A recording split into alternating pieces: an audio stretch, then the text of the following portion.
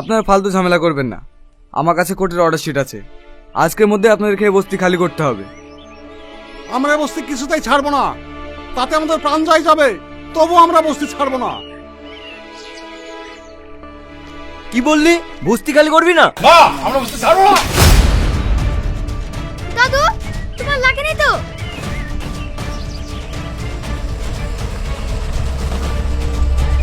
ওই তো এমএলএ সাহেব চলে এসেছে, আর কোনো ভয় নেই।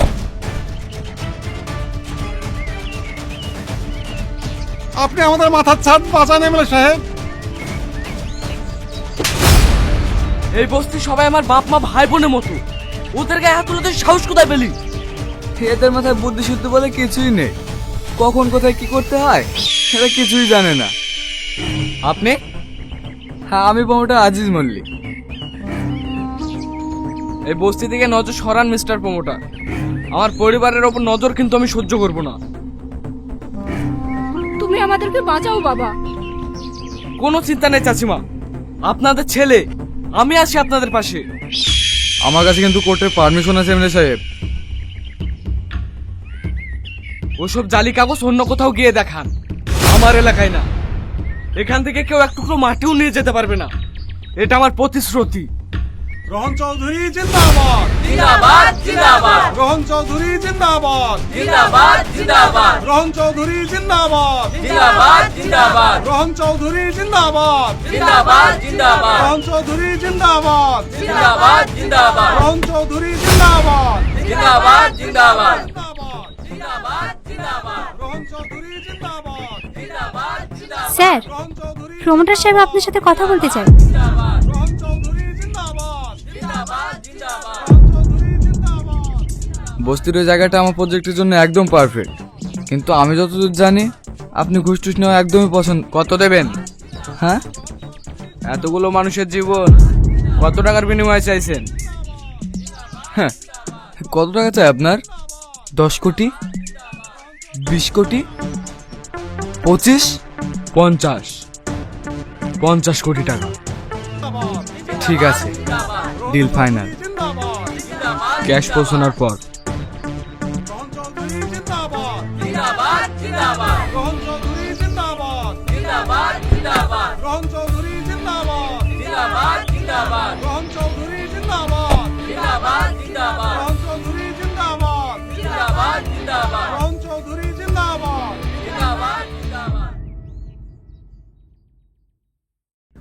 বাপ্পা মিজান, প্রচার কেমন চলছে ভোটের? আপনার আশীর্বাদে খুব ভালোই চলছে দিদি। প্রচারে জান লাগিয়ে দাও। ওই এলাকার প্রত্যেকটা ভোট আমার চাই। কোনো চিন্তা করবেন না, শুধু আপনার হাতটা আমার মাথায় রাখবেন। তোমাদের মাথায় আমার হাত আছে, কিন্তু তোমরা যেই দল ছেড়ে এসেছো সেই দলের নেতা কিন্তু রোহন চৌধুরী, এটা ভুলে যেও না।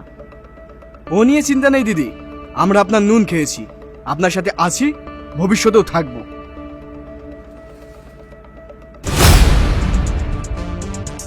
বসো বসো। আরে মিজান বাবু, সব ভালো তো? হ্যাঁ, আজ হঠাৎ আমার বাড়িতে? এই দিক দিয়েই যাচ্ছিলাম, ভাবলাম আমার প্রিয় বন্ধুর মুখগুলো একবার দেখে যাই। কি বলতেছেন বলেন। তোমার বউ মন্দির থেকে বাড়ি ফিরেছে? আর হ্যাঁ, ছেলের স্কুলে একবার ফোন করে খোঁজ নিয়ে নিও।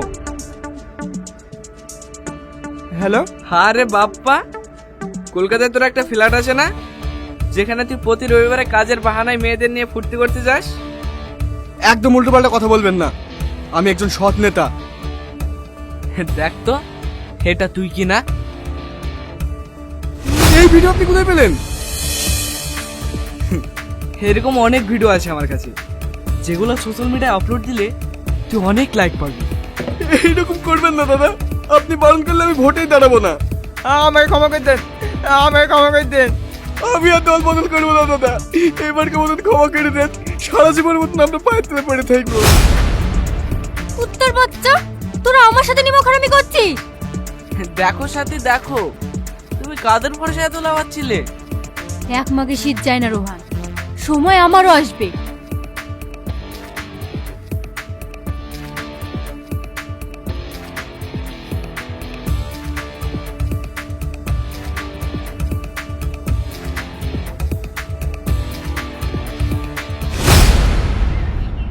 আমার তো খুব এক্সাইটেড লাগছে, দুদিন পর আমি দেশে ফিরবো। হায় হায়, সামনে ইলেকশনে তোকেই তো এমএলএ হতে হবে। না না, তোর মাথা খারাপ, আমারও সব পলিটিক্স একদম পছন্দ না। ঠিক আছে ঠিক আছে, তুই ডক্টর আছিস, ডক্টরই থাক। কটায় ফ্লাইট তোর? এখন তো এখানে রাত, সকালে ফ্লাইটে উঠবো। দাঁড়া জিতু, তোর ভাবি ফোন করছে। বলো জান। এমএলএ রোহন চৌধুরীর সময় হলো আমার ফোন রিসিভ করার? এমএলএ অন্যদের কাছে ম্যাডাম, আপনার কাছে না। তো মিস্টার হাজবেন্ড, আজ সকালে আমাকে লাফি না বলে চলে গেলেন কেন? আরে তুমি তখন ঘুমিয়েছিলে। তো কি হয়েছে, ডেকে বলতে পারতে। এখন তোমাকে কত মিস করছি বলো তো। দুপুর হতে না হতে মিসু করতে শুরু করেছো? হ্যাঁ, এখন কোথায় আছো বলো তো? এই তো রাস্তায়, কিছুক্ষণের মধ্যে বাড়ি পৌঁছে যাবো। ঠিক আছে, আচ্ছা শোনো। I love you two.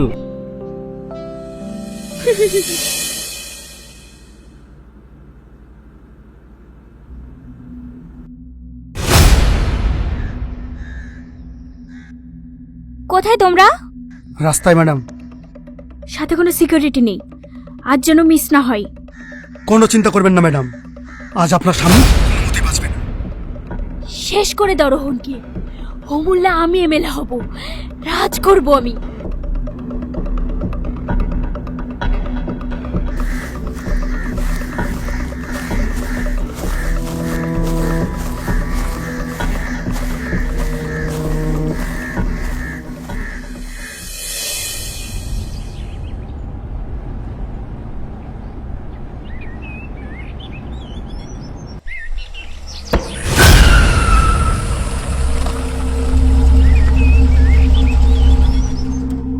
কি হলো? টায়ার পাংচার হয়ে গেছে দাদা। ঠিক আছে, চেঞ্জ করে নাও।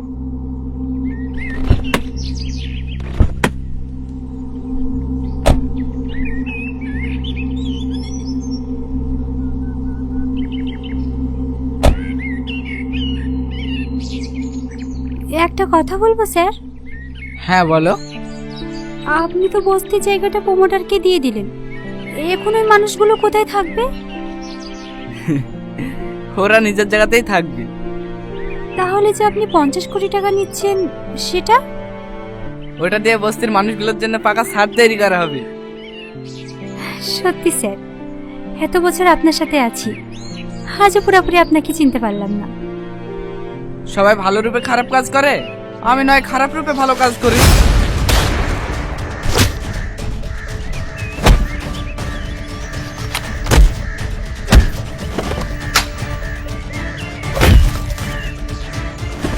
আই আই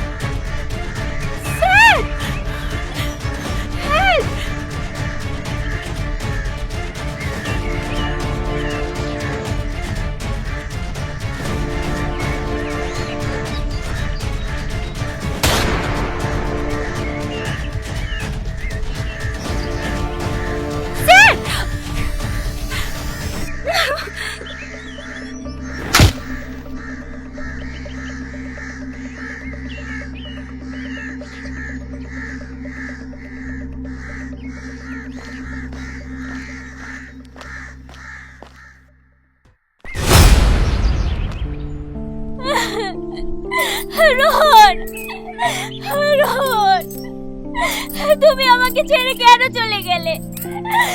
কেন চলে গেলে রোহন? রোহন। স্যার বেঁচে আছে ম্যাডাম, আমরা প্লেনের ব্যবস্থা করেছি, এক্ষুনি স্যারকে আমেরিকায় নিয়ে যাব। তাড়াতাড়ি চলো। আপনি এদিকটা সামলান ম্যাডাম, স্যারের এই অবস্থার কথা যেন কেউ জানতে না পারে। না, আমি ওর সাথেই থাকবো, নিয়ে চলো আমাকে। একটু বোঝার চেষ্টা করুন ম্যাডাম, এইসব কথা বিরোধী দল জানতে পারলে অনেক সমস্যা হয়ে যাবে। ঠিক আছে, ওখানে গিয়ে আমাকে সব জানাবে।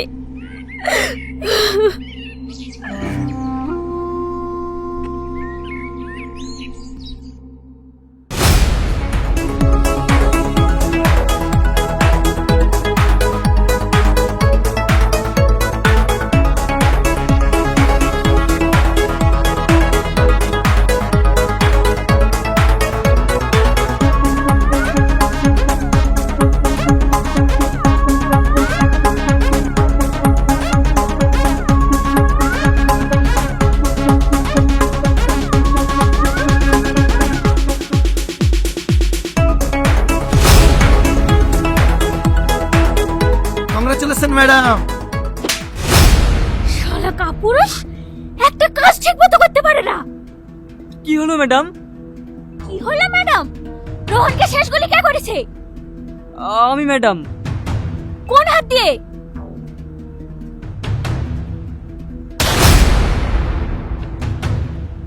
হাত দুটো গলে বেশি বাড়ি আসতে পারিসনি?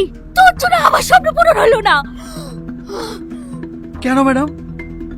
রোহন এখনো বেঁচে আছে। এটা কিভাবে সম্ভব? ও মরার পর আমি নিজে চেক করে এসেছিলাম। জানি না কিভাবে সম্ভব, তবে রোহন যদি জানতে পারে এর পিছনে আমরা আছি, তাহলে ও আমাদেরকে কেটে রাস্তার কুকুর দিয়ে খাওয়াবে। ও তোমার মুখ দেখে ফেলিছে।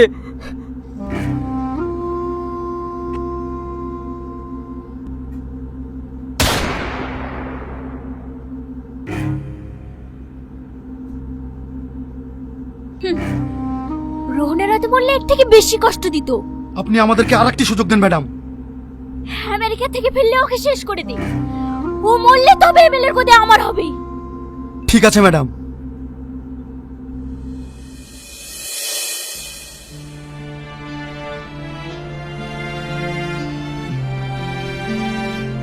আসতেছে।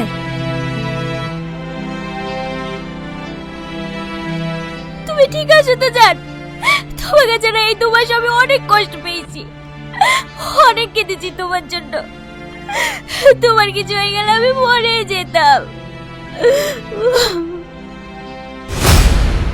কি হলো? তুমি এরকম করছো কেন? ম্যাডাম বলো। ডক্টর বলেছে মাথায় আঘাত লাগার কারণে সেরের মধ্যে একটু পরিবর্তন দেখা দিতে পারে, তাই আপনি কটা দিন দূরেই থাকুন। ঠিক আছে। দাদা, বল। যারা আপনাকে মারতে এসেছিল তাদের মধ্যে একজনকে পাওয়া গেছে।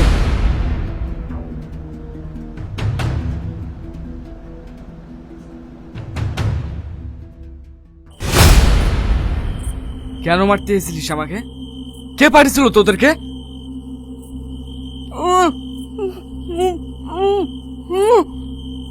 এই ভয়টা সেদিন লাগেনি যেদিন তুই দাদাকে মারতে এসেছিলি। বল তোকে কে পাঠিয়েছিল?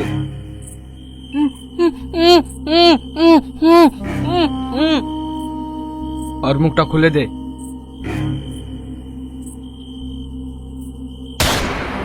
জানোয়ার, তোরা আমার স্বামীকে মারার চেষ্টা করেছিস। তোদের সবাইকে আমি শেষ করে ফেলবো।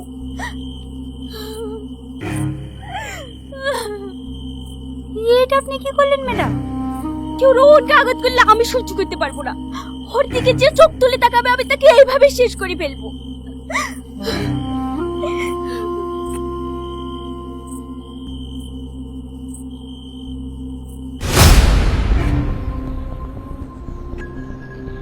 এইভাবে চুপচাপ বসে থাকলে হবে না রোহন। যাদের যাদের সন্দেহ হয় আমি তাদের সবাইকে তুলে আনাচ্ছি। না না, এভাবে মাথা গরম করলে হবে না, সামনে ইলেকশন। কিন্তু ওরা তো আরো সাহস পেয়ে যাবে। ছেড়ে দাও। আমি একটু বেরোলাম, ঘন্টাখানিক পর ফিরবো। কোথায় যাচ্ছ? তোমার জন্য কিছু না হয় তাই বাচ্চাদের খাওয়ানোর জন্য মানত করেছিলাম। এখন অনাথ আশ্রমে যাচ্ছি। ও, ওই সূর্য, তোর ভাবিকে নিয়ে যা। না না, কাউকে যেতে হবে না, আমি একাই চলে যাব। গাড়ি আমি চালিয়ে যাচ্ছি ভাবে। না থাক, আমি ড্রাইভ করতে পারবো।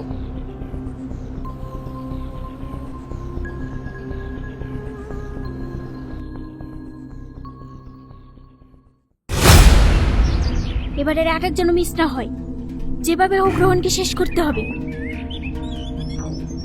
এমএলএ হওয়ার পরে তুমি কথা রাখবে তো? হ্যাঁ রাখবো। এমএলএ হওয়ার পর অর্ধেক রাজত্ব তোমার, অর্ধেক আমার। ঠিক আছে, ডিল ফাইনাল। কবে মারতে হবে রোহনকে? 4 সেপ্টেম্বর, আমার জন্মদিনে।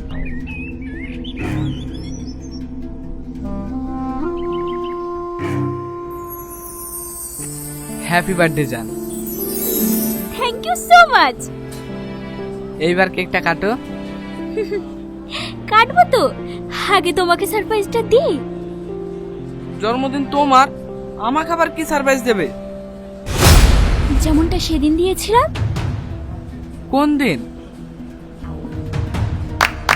গাইস,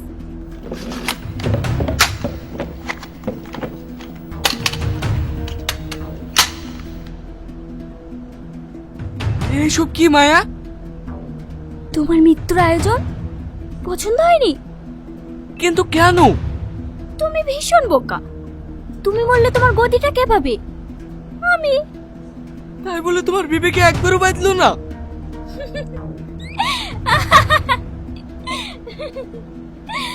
করবো তো রাজনীতি, বিবেক দিয়ে কি হবে?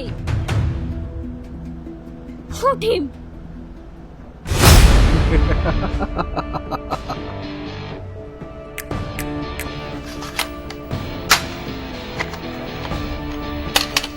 কি হলো? তোরা আমার দিকে এগিয়ে আসছিস কেন? ওকে গুলি কর। Surprise baby. তুমি এখানে? তার মানে তোমরা? হ্যাঁ, তুমি ঠিকই ধরেছো। তুই আমার সাথে বেইমানি করলি? আমি কি বেইমানি করেছি? আসল বেইমান তো তুই, যে মেয়েরা ওর জন্য নিজের স্বামীকে পর্যন্ত খুন করতে পারে, তার কাছে আমি কি? পলিটিক্সে তুমি এখনো বাচ্চা। এখানে কার সাথে কে কখন হাত মেলায় বোঝা বড়ই মুশকিল। আমি এখন আসি রোহান। তুমি এমপি হলে যেন আমার এমএলএ সিটটা ফাঁকা থাকে। অবশ্যই থাকবে। এখন তোমার কি হবে? দেখো রোহান, আমি ভুল করে ফেলেছি। এই ভুলের কোনো ক্ষমা হয় না। তুমি তো এখনো বেঁচে আছো, তাই না? শেষবারের মতো আমাকে ক্ষমা করে দাও। কে বেঁচে আছে? রোহান তো বেঁচে নেই। সেদিন তোর জন্য ওকে মরতে হয়েছে। মানে?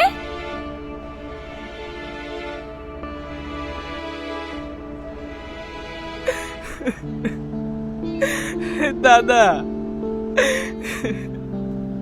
এত বছর তোদের কাছ থেকে দূরে থাকলাম। হাত যখন কাছে যাওয়ার সময় হইলো, তখন তুই আমাকে ছেড়ে চলে গেলি। কেন চলে গেলি দাদা? শান্ত হও জিতু, নিজেকে শক্ত করো। দাদা আমাদেরকে ছেড়ে চলে গেছে, এটা কাউকে জানাওনি কেন? সবাই জানে স্যারকে আমরা আমেরিকায় চিকিৎসা করাতে নিয়ে এসেছি। তোমরা এরকম করলে কেন? তোমার ভাইকে মানুষের মনে বাঁচিয়ে রাখার জন্য, ওদের ভালোবাসা আর বিশ্বাসকে বাঁচিয়ে রাখার জন্য। মানে? তোমাকে তোমার ভাইয়ের জায়গা নিতে হবে জিতু। আমি পারবো না রাখি। তোকে ওই অসহায় মানুষগুলোর পাশে দাঁড়াতে হবে, যারা তোর ভাইকে অন্ধের মতো বিশ্বাস করত। কিন্তু আমি তো রাজনীতির কিছুই বুঝি না। তোর সাথে আমরা আছি।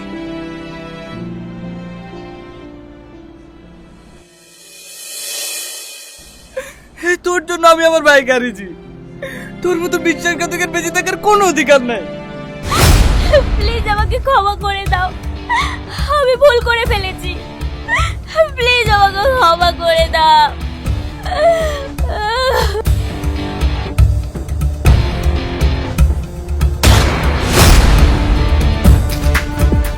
কাল যেন নিউজ পেপারে আসে আমার উপর হামলা হয়েছিল। সেখান থেকে বাচ্চা থেকে আমার স্ত্রী মারা গেছে। না জিতু,